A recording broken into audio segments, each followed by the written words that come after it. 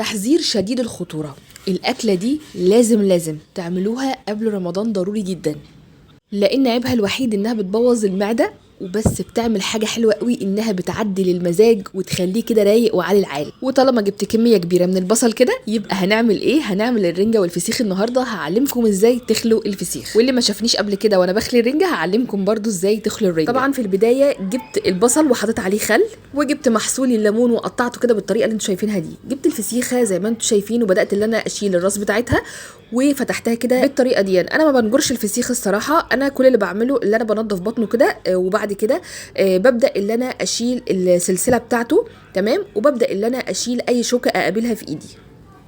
اسهل طريقه انك تخلي بيها الفسيخه انك تجيب الفسيخه كده بعد ما بتشيلي منها الشوك، وتروحي جايبه المعلقه الحلوه بتاعتك وتبداي اللي انت تنجري بيها الفسيخ. عايزه اعرف بقى انتوا بتحبوا الرنجه اكتر ولا الفسيخ؟ اكتبوا لي تحت في الكومنتات. انا عن نفسي بحب الرنجه، بس ده الفسيخ انا كنت عاملاه في البيت، فطبعا حاجه البيت نظيفه جدا وبنحبها جدا وبتبقى اطعم واحلى وكل حاجه حلوه فيها. المهم بقى حضرت طبق الفسيخ المتين بتاعنا ورحت حطيت عليه الزيت، تمام.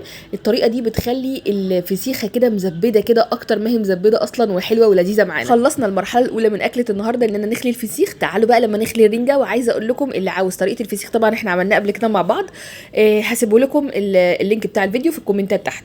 المهم بقى هنجيب الرنجه.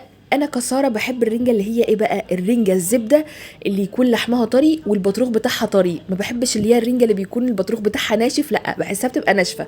انا بحب الرنجه اللي البطروخ بتاعها بيبقى طري، بيبقى كده بصوا منزله كده سمونيه وزبده كده حلوه. وهقول لكم اكتر، انا بحب الرنجه الهولندي، بتبقى بجد تحفه اخر حاجه. هي اي نعم بتبقى صغيره السيكه، بس طعم بتبقى بجد طعمها زبده، اللحم بتاعها كده بيبقى زبده ودايب وتحفه.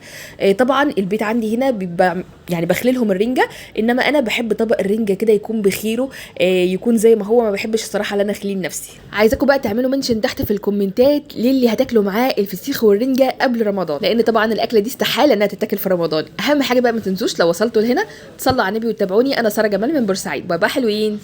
بابا حماد لايك. I love you.